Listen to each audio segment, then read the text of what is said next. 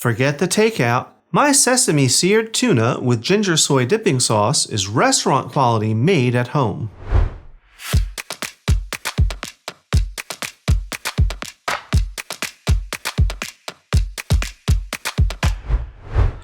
Hi everyone, welcome to Let's Celebrate TV. I'm your host, Peter Lee.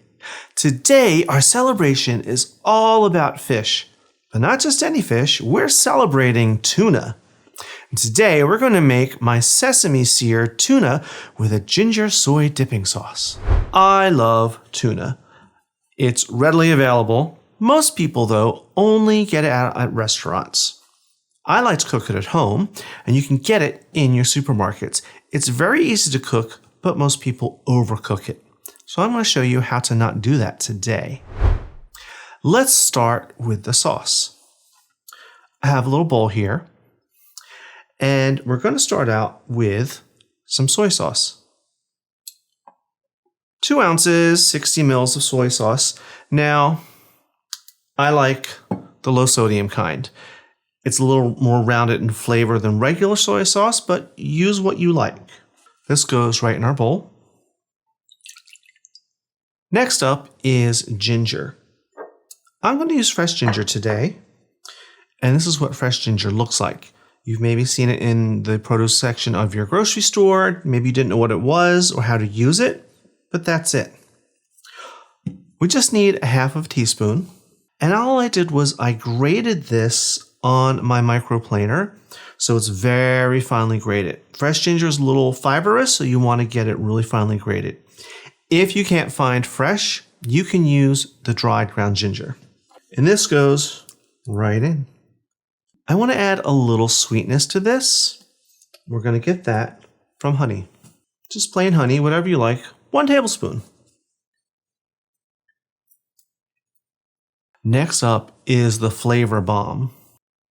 Toasted sesame oil. This is how it comes, a little tiny jar. You may have seen sesame oil that was lighter in color and called heart healthy and good for frying. That's different. This is toasted. It's very, very powerful, but I'm using it because I want to echo and enhance the sesame coating that we're going to put on our tuna. Today, we only need 1 tablespoon. Last ingredient, another flavor bomb. This is seasoned rice wine vinegar.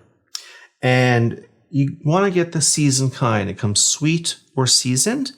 You want the seasoned kind. It has salt and aromatics and all kinds of flavors in it. It's very complex. And it's something to keep in your pantry. It's really good. You'd be surprised how often you use it. We just need 2 tablespoons. Right in. And we're just going to whisk this to combine. Just enough so you feel that the honey is dissolved and it looks like it's all together. Now, you can use this right now. You can wrap it up, use it later. You can keep it in the fridge for a whole week. So this is something you can make ahead of time when you're going to make this dish. Now let's talk tuna. Here's my tuna. I have 2 wonderful looking ahi tuna steaks. Now I got these in the frozen section of my supermarket. You can get them at the fish counter too, but my supermarket has them frozen and they're all cryovac and they're wonderful. All I did was I thawed them per the package instructions and I just took a paper towel and patted off some of the excess liquid that was there. We're going to give these a little bit of salt and pepper on both sides. Just a little. All right, our tuna is all seasoned.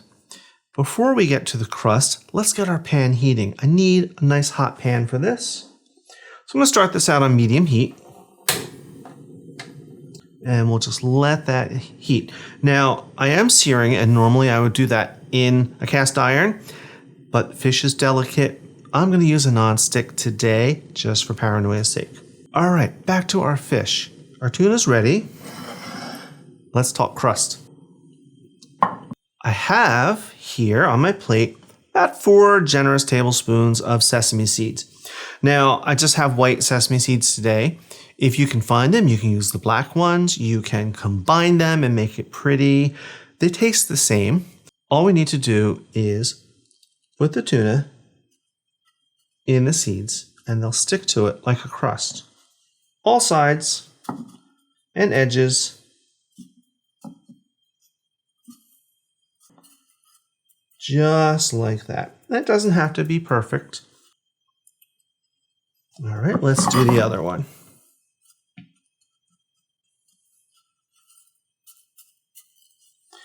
Don't be worried while you're doing this if some of them fall off. It's fine. Our pan is heating nicely. I'm going to use some oil. And today I'm using grapeseed oil because this is for high temperature cooking. It's a neutral flavored. We just need a tablespoon or so. And we're just going to let this heat until the oil starts to shimmer.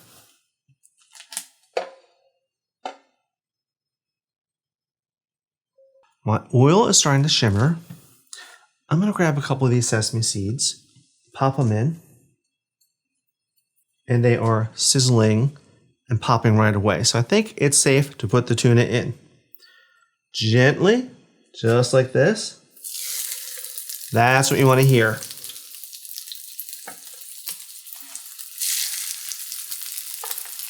We're going to let this go for exactly 1 minute and 30 seconds.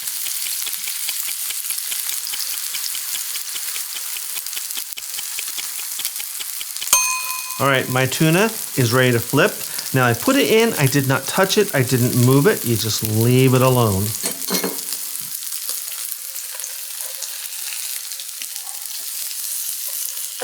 Beautiful, golden.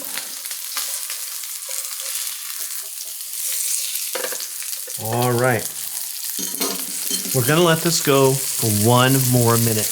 That's what we want, nice rare tuna. All right, it's time to remove these from the pan.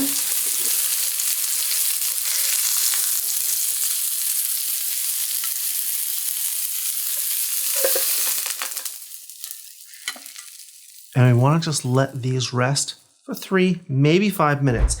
All right, here we are. It's been about 5 minutes. My tuna is rested.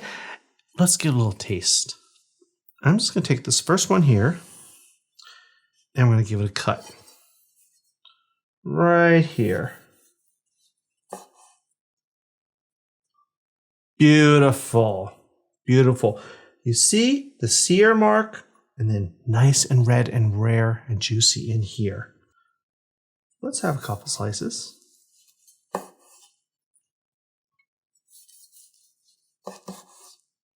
All right, here's our lovely rare tuna. And then here's that dipping sauce we made earlier. I can't wait to give this a taste. Break off a little bite. Right in.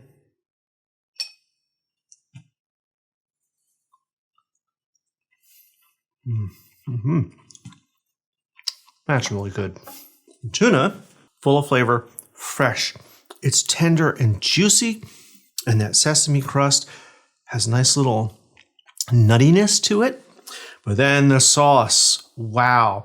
There's salt, there's sweetness, there's tang, there's more sesame flavor from that sesame oil. This is one of these great dishes that could be a main meal, or you could turn it into an appetizer. Let me show you how. I have some little Asian spoons. If you can find these, they're really not expensive, and they're such a fun way to plate things. So I'm going to cut some tuna into a little bite-sized cube.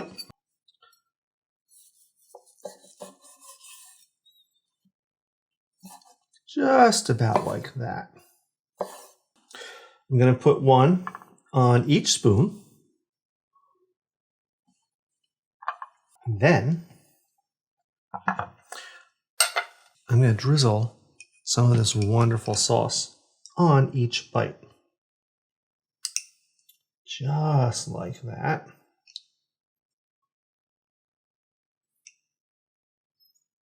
I have some scallions. Just the green part that I cut up. And we'll give each one a couple of scallions for prettiness sake and a little extra flavor.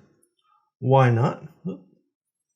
Just like that. I also have some wasabi here if people want to make it a little spicier. So let's give this a taste. With just a tiny bit of wasabi. This is powerful.